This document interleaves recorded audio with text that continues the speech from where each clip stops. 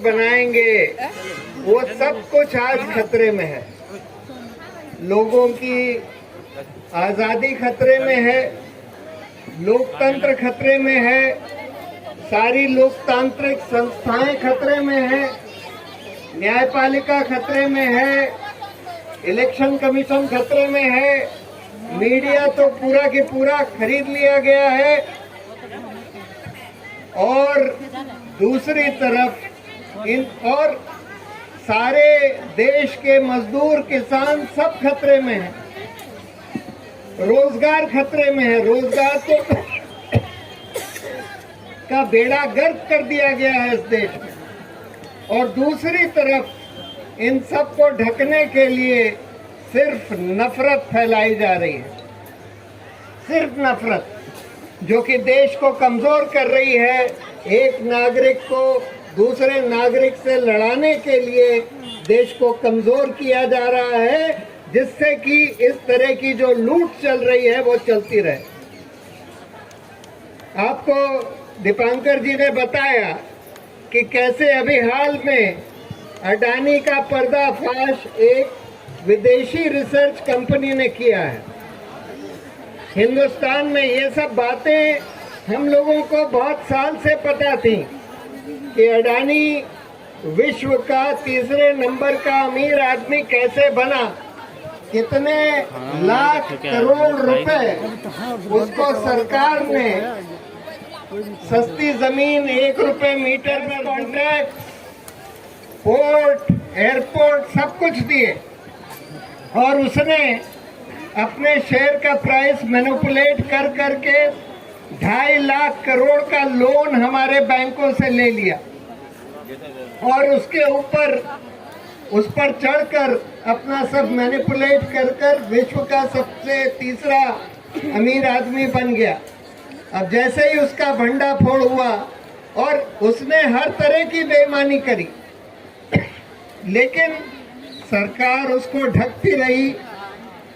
LIC ने, जो हमारी कंपनी है लाइफ इंश्योरेंस कॉर्पोरेशन, जिसमें हमारा आपका पैसा लगा है, 75,000 करोड़ अडानी की कंपनियों के शेयर खरीदने के लिए लगाया हुआ है। जब से ये रिपोर्ट आई है तब से धड़ाधड़ अडानी कंपनी के शेयर्स गिरते चले जा रहे हैं। लगातार 5 लाख करोड़ का नुकसान ऑलरेडी हो चुका है।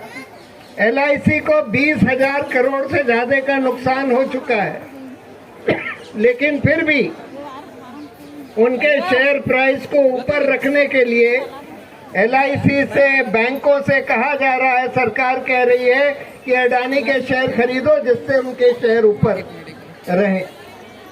तो हर तरह से इस देश का पैसा, देश के मजदूर, देश के किसान, सबको लूटा जा रहा है और कुछ चंद आदमियों को, अडानी अंबानी को अमीर किया जा रहा है, उनको सब पैसा दिया जा रहा है, उनको हर तरह की बेईमानी करने दी जा रही है और इन सब बेईमानियों को ढकने के लिए नफरत फैलाई जा रही है, जिससे कि लोगों का ध्यान नफरत पर। बहुत बड़ी चुनौती है देशवासियों के लिए, नागरिकों के लिए बहुत बड़ी चुनौती है और हमको इस चुनौती को का संगठित होकर सामना करना पड़ेगा, इससे लड़ना पड़ेगा।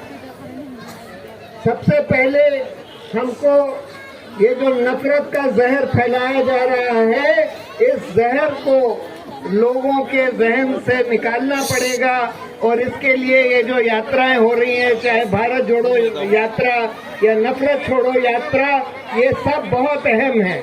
जगह जगह पूरे देश में इस तरह की यात्रा निकलनी चाहिए और लोगों को ये संदेश देना चाहिए कि ये नफरत जो है हमारे देश को, हमारे समाज को बर्बाद कर देगी। दूसरी बात, मुझे लगता है कि अब समय आ गया है और हम सबको मिलकर रोजगार के ऊपर बहुत बड़ा आंदोलन खड़ा करने की जरूरत है। एक बार भ्रष्टाचार के खिलाफ एक बहुत बड़ा आंदोलन देश में खड़ा हुआ था, लेकिन मुझे लगता है कि आज रोजगार के सवाल पर उससे भी कहीं बड़ा आंदोलन खड़ा किया जा सकता है और इसमें बड़ा दायित्व नागरिकों का, खासकर युवकों का है, क्योंकि युवकों को रोजगार का मुद्दा जो है सबसे ज्यादा छूता है, सबसे ज्यादा अफेक्ट करता है। और युवकों के पास वो एनर्जी भी है, वो आइडियाज भी हैं, जिसके चलते हुए युवक लोग इसकी अगुवाई कर बहुत बड़ा आंदोलन इस देश में खड़ा कर सकते हैं। लेकिन हम सब लोगों को, सारे नागरिकों को उस आंदोलन का समर्थन करना होगा। उस आंदोलन के 4 पहलू होंगे। पहला, कि इस देश में रोजगार के अधिकार का कानून बने और उसमें, उस कानून में ये लिखा होना चाहिए कि हर नागरिक को, जो भी 21 साल से बड़ा है और 60 साल से छोटा है, हर नागरिक को, चाहे वो महिला हो चाहे पुरुष हो, रोजगार का अधिकार है कम से कम न्यूनतम वेतन पर। यानी कि हर नागरिक को कम से कम न्यूनतम वेतन पर रोजगार मिलना चाहिए। और अगर उसको नहीं मिला है या सरकार नहीं दे पा रही है तो कम से कम उसका आधा पैसा अनएम्प्लॉयमेंट अलाउंस के तहत उसको दिया जाए। दूसरी मांग, जितने सरकार के रिक्त पद हैं उनको तुरंत और ईमानदारी से भरा जाना चाहिए। 6 महीने के अंदर जितने भी सरकारी संस्थान हैं वहां पर सारे रिक्त पद भरे जाने चाहिए, ईमानदारी से भरे जाने चाहिए। तीसरी मांग, ये जो पब्लिक सेक्टर अंडरटेकिंग्स का निजीकरण किया जा रहा है, बैंकों का निजीकरण किया जा रहा है, सरकारी संस्थाओं का निजीकरण किया जा रहा है, शिक्षा का निजीकरण किया जा रहा है, स्वास्थ्य का निजीकरण किया जा रहा है, ये सारा निजीकरण रोका जाए, ये सब बंद किया जाए और सरकार जो है अपना दायित्व निभाए। कम से कम 2 तरह के सेक्टर्स में, जहां पर जो सोशल सेक्टर ऐसे हैं जैसे बैंक है या रेलवे है या जहां पर शिक्षा है, स्वास्थ्य है, जहां पर लोगों के मौलिक अधिकारों को पूरा करने के लिए वो सुविधाएं उपलब्ध होनी चाहिए, वहां निजीकरण नहीं होना चाहिए। दूसरी बात, एयरपोर्ट है जहां पर एक जगह एक ही कंपनी हो सकती है, वहां पर भी निजीकरण नहीं होना चाहिए। ये सब अडानी को जो पोर्ट, एयरपोर्ट वगैरह दिए गए हैं उसकी प्राइवेट मोनोपोली बना दी गई है, ये सब बंद होना चाहिए। और चौथी मांग, ये जो कॉन्ट्रैक्ट पर नौकरियां दी जा रही हैं, चाहे सरकार में चाहे निजी सेक्टर में, ये सब गैर कानूनी है। क्योंकि कानून कहता है कि जो परमानेंट जॉब है, जो परमानेंट नौकरी है, उसमें आप कॉन्ट्रैक्ट लेबर नहीं ला सकते, उसमें रेगुलर नौकरियां देनी पड़ेंगी। तो ये सब जो कॉन्ट्रैक्ट पर दिए जा रही हैं नौकरियां, ये सब बंद होनी चाहिए और रेगुलर नौकरियां दी जानी चाहिए। ये 4 मांग को लेकर इस देश में हम लोग एक बहुत बड़ा रोजगार आंदोलन खड़ा कर सकते हैं और वो आज की जरूरत है, वो आज की मांग है। और मुझे लगता है कि अगर जिस दिन वो आंदोलन इस देश में खड़ा हो गया, ये सरकार बिल्कुल उस आंदोलन के पीछे, उसकी आंधी से बिल्कुल बह जाएगी।